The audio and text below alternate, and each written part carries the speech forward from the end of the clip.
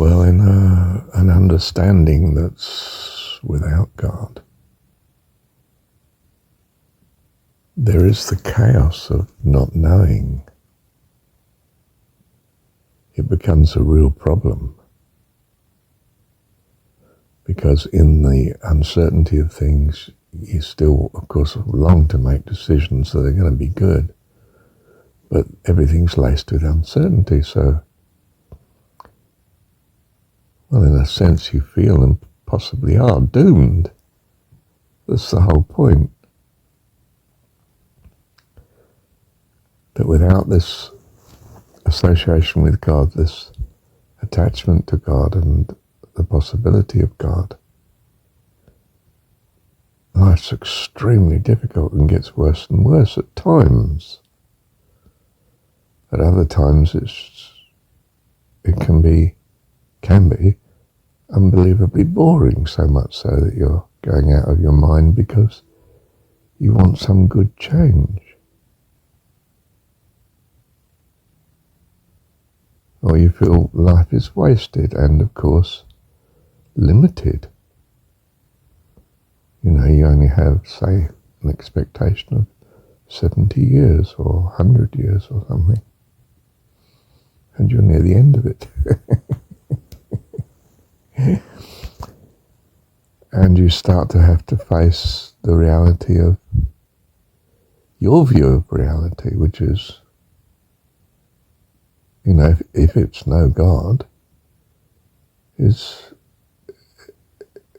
a great disappointment to you that there's going to be loss. If nothing else, the termination of life. You know, I mean, without some religious fear of bad possibilities coming, you know, because of blame and so on and all that. Well,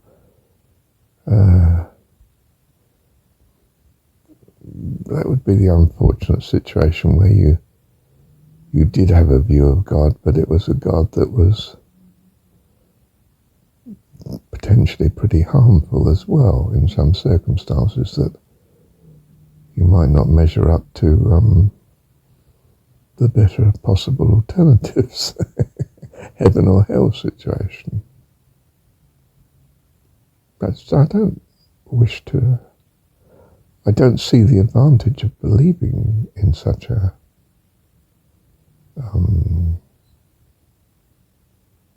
unhappy mix of values that you don't want, you don't have, in fact.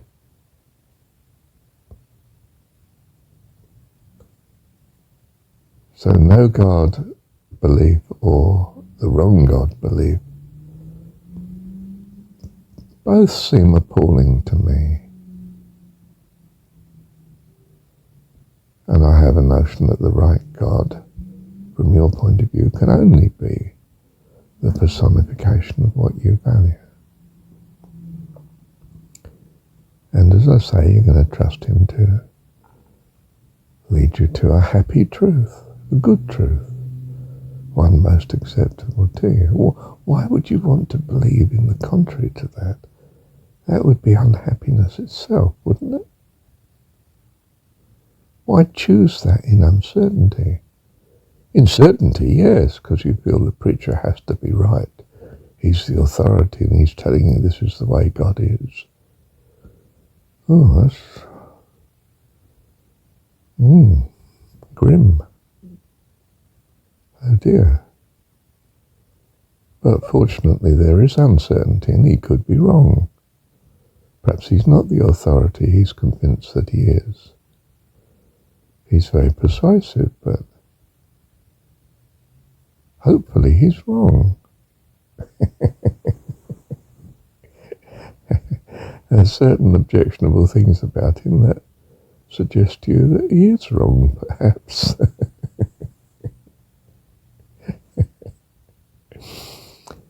Yes. Let me review a sec. Yes, I wanted to say that without God there seemed to be oh, life's an awful struggle at times. And there's a certain inevitability about really serious troubles potentially coming, whether they're losses or illnesses or disappointments or simply old age and death, or with the thought of no God or a bad God. And since it's all uncertain, you're free to actually choose to believe in a good God. Well, I mean, good from your point of view, your values. And yes, you can love him with all your heart, soul, mind, and strength. Him or her, sorry. And I do think it is a him or her, not an it. I don't think we relate terribly good to supreme, ultimate powers and divinity without personality. I don't mean a dear old man in the sky or this, really comfortable matriarchal mother or something. I mean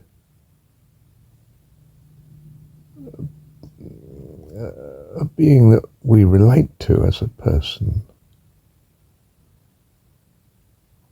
wonderfully. Why not believe in the wonderful? Why choose to believe in less? And why choose to believe in anything but what you think is wonderful? And does such chosen belief give a good fruit? Does it bring hope to you, living that way? Does it bring some assurance, confirmation, when you're looking out for all that's good and lovely as you see it, and appreciating such? And yes, relating to your God on such issues all the time, continuously, thanking God for such a nice meal. Why not say grace? Your way of saying grace, not say the churches or something, but your way. Thank you, Dad, for this food. Love you. You say, oh, well, it's away with the fairies. Yes, but fairy stories are part of the young child's life, and they love fairy stories. It's great. The imagination runs in the right way. I mean, in a way that brings joy and fun and interest and happiness, and Mum or Dad's going to read us a story. Or you're watching some fantasy on the screen, and hopefully it's a good one. And many of them are. They're designed to, yes, be fantasy, but be something that encourages goodness and hope and joy and peace, and the development of the qualities and values that may be of great assistance to you in life when you grow up, as you grow up even. I'm a helper, I'm big, I am strong, I can help you all day long. It's good to have that picture of oneself, isn't it? As a child that's, in some sense, such a blessing and a joy. And I help Mum and Dad. I mean, there's something quite lovely about it, isn't there? Our purity, of course.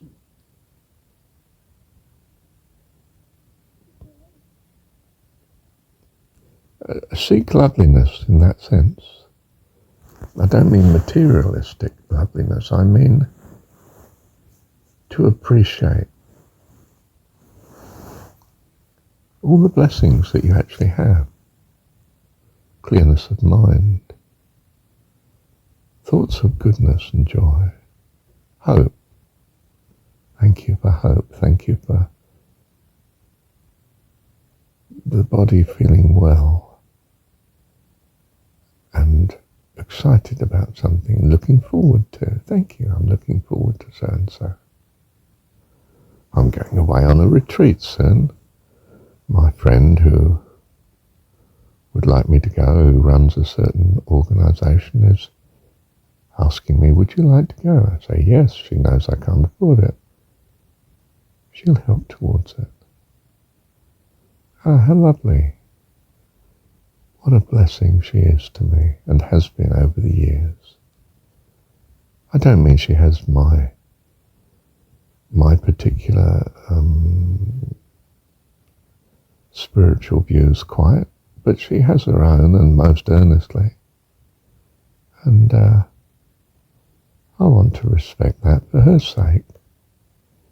I don't mean I want to barge in there and change it, but I do want her to be fulfilled in the way that she finds her spiritual life to be on the path that she is.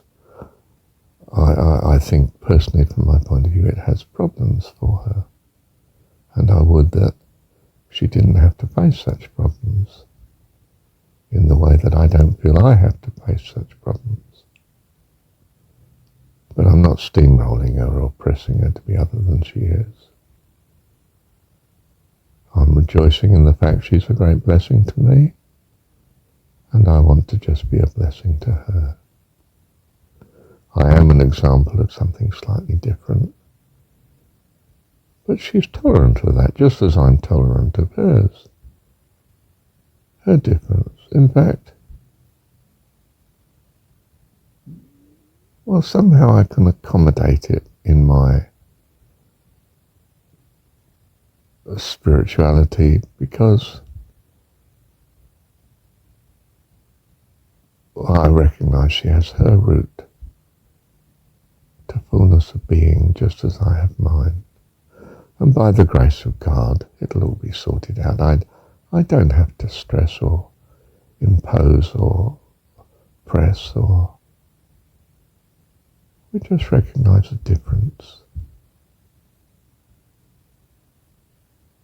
and still care. So I can care for many people in this way. It's not an exclusive caring, you see. I don't have to cut across any other relationship that she has, because I want others to be blessed similarly.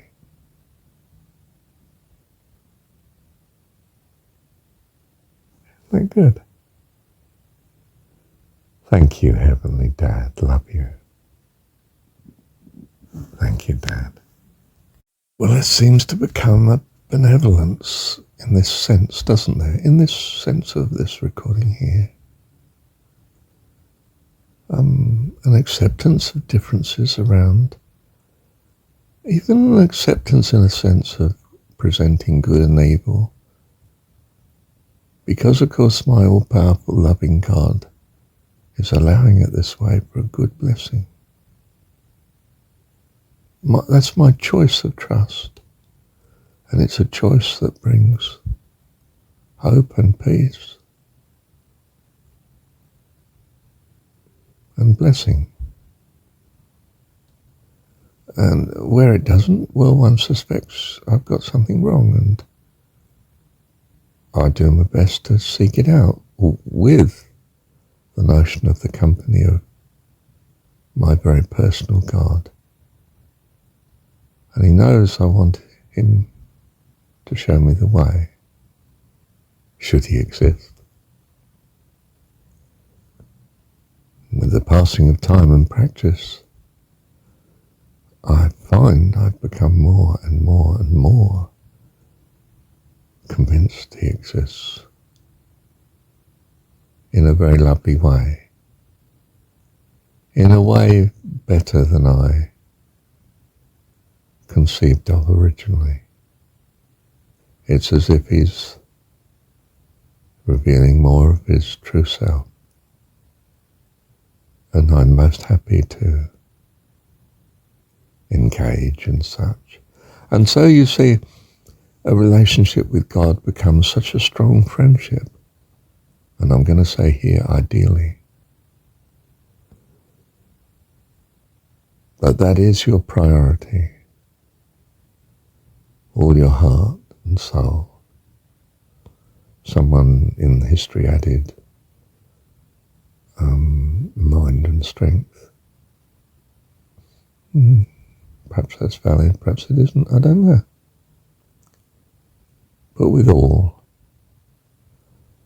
that a devotion to a God that loves all is a safe thing to do in some sense. Safer than being devoted to all direct, because in uncertainty I make all sorts of mistakes. But in the company of my God, I'm assuming he puts it right, because I'm a child and he's mum or dad.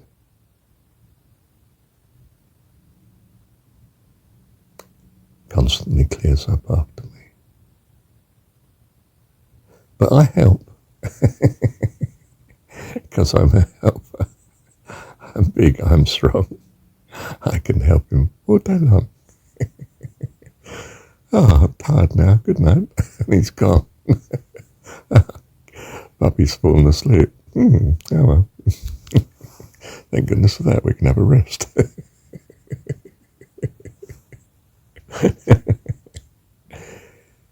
We love children, you see.